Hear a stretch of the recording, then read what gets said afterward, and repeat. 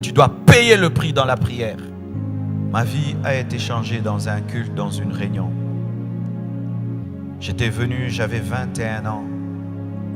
Et mon pasteur prêchait, il enseignait sur l'appel de Dieu.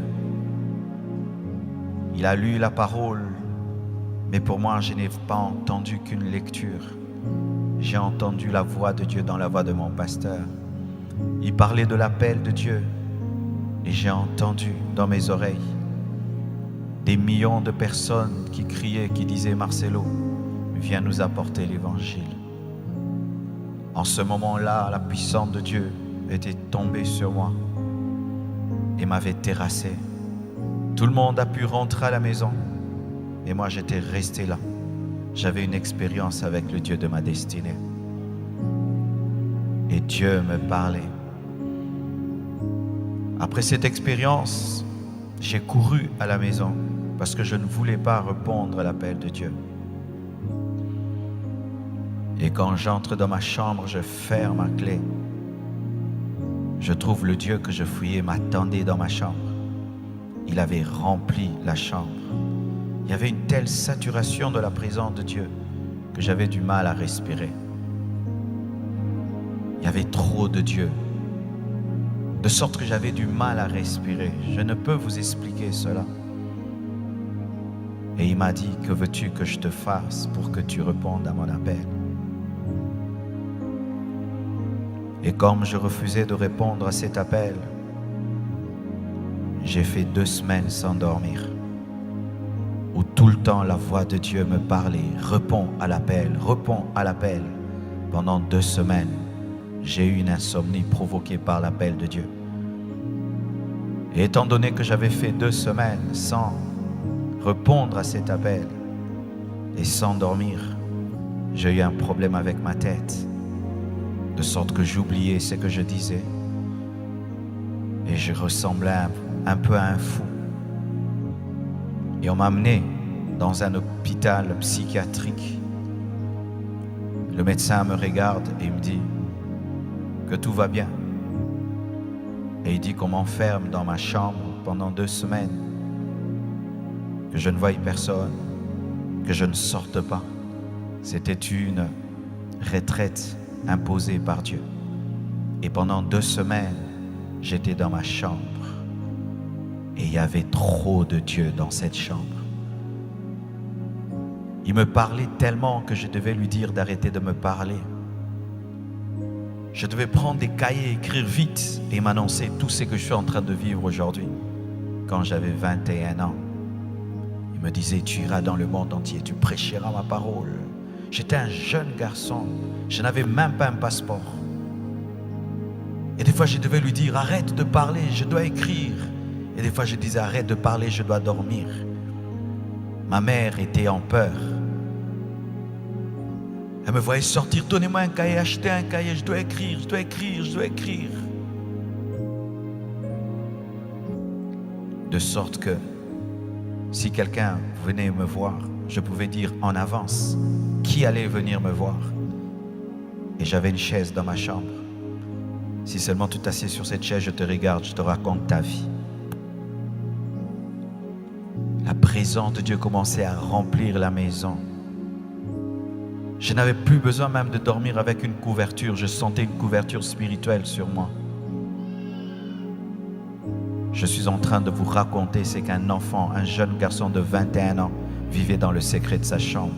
2 semaines après, je suis allé à l'église. J'étais chantre comme mes sœurs. Et on m'a donné le micro. Et je fermais mes yeux et je chantais. Je ne savais pas que pendant que je chantais, les gens ne faisaient que tomber. Quand j'ai ouvert les yeux, j'ai vu des gens par terre. C'est là que l'onction de Dieu a commencé à se mouvoir dans ma vie.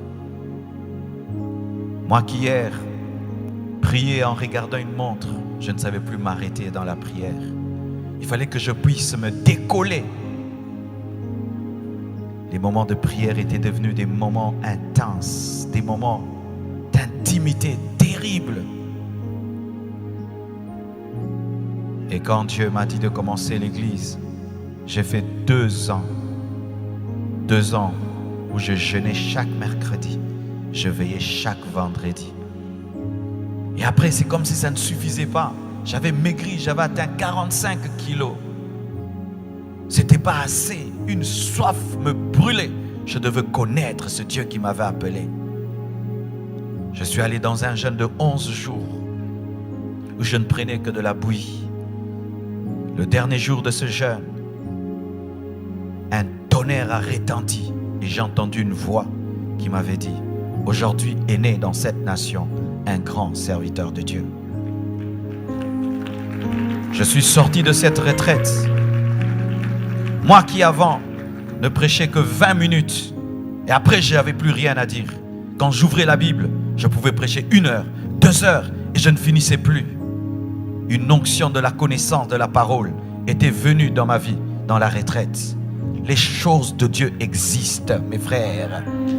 Dieu est capable de te communiquer un dépôt spirituel que l'homme ne peut expliquer. Et je suis sorti de cette retraite et j'ai continué à prier.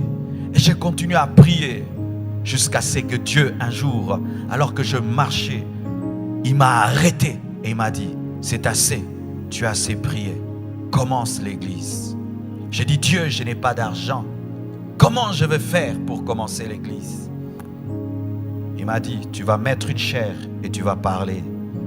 La première fois, c'était des enfants qui étaient devant moi. Il n'y avait même pas de tôle, ni des instruments. J'ai parlé sans instruments, sous le soleil, à des enfants. Et la puissance de Dieu est tombée sur eux.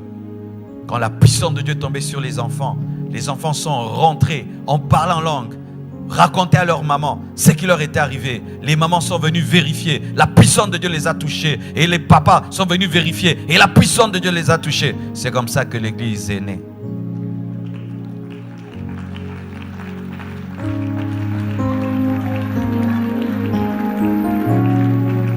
Et j'ai commencé à servir.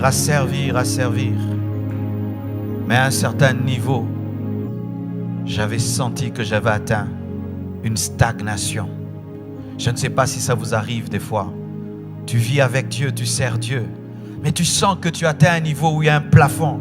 Tu ne montes plus, tu ne descends plus et tu es insatisfait. Ce n'est pas que tu pêches, ce n'est pas que tu fais des mauvaises choses, mais tu sens qu'il y a plus.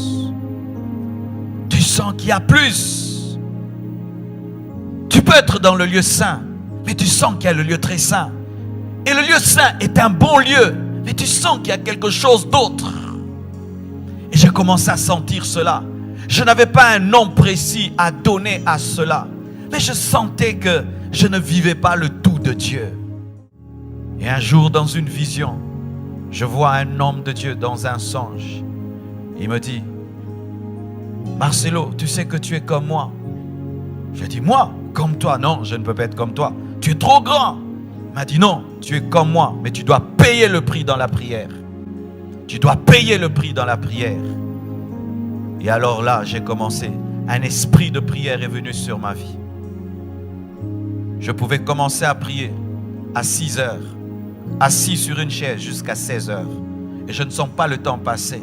Et des instructions que je n'avais pas reçues, des connexions que je n'avais pas eues, sont arrivées. C'est là que je suis entré sur Casarema et les gens étaient impactés. Mais je sentais que Dieu m'appelait à autre chose plus que cela. Et je le disais, je sens que je dois m'enfermer. Je dois m'enfermer pendant 40 jours seul avec Dieu. Jusqu'à ce que j'ai eu la force par la grâce de Dieu. Je suis allé m'enfermer dans mon bureau avec des bouteilles d'eau pendant 40 jours. Je suis sorti ressuscité. Dans ce jeûne, je suis mort spirituellement. Et dans ce jeûne, je suis sorti un autre homme. Quand je suis sorti, je suis allé faire une croisade qui avait réuni 15 000 personnes. J'ai prêché l'évangile. Un homme était paralysé, il a marché. Des malades étaient guéris. 500 personnes se sont converties et toutes ont rejoint l'église.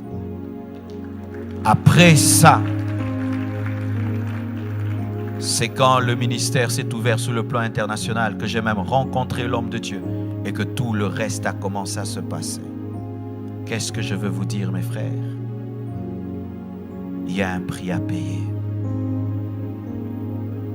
Il y a un prix à payer. Tu aimes cette chair, on te dira qu'il y a un prix. Tu veux l'avoir, tu dois payer un prix.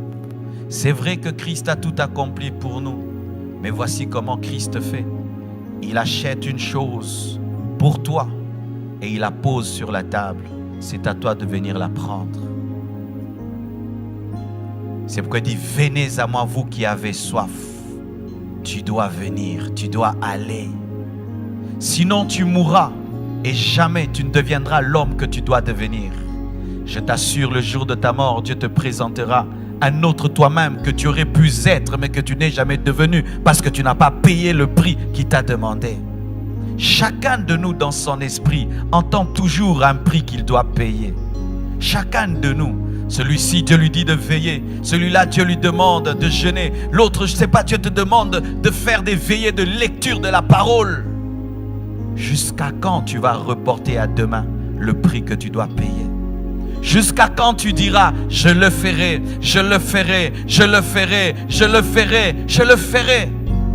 Tu risques de mourir et sans jamais devenir ce que Dieu a dit que tu seras. Et pour cela, il faut la soif. C'est la soif qui te permet de monter sur la table de Dieu et dire, Seigneur, je le prends. Mais si tu n'as pas soif, il aura tout accompli pour toi. Et il présente sur une table, mais tu ne sais pas prendre parce que tu n'as pas soif. J'espère que ça vous a plu. Alors, si vous voulez encore ce type de contenu, merci de les mettre dans les commentaires. Restez connectés parce qu'ici, nous sommes dans Découvre ta destinée. Abonnez-vous car nous aidons les chrétiens à trouver leur mission de vie et découvrir. C'est pourquoi Dieu les a créés. Et likez la vidéo, partagez à d'autres personnes. Restons connectés et je vous laisse avec ça.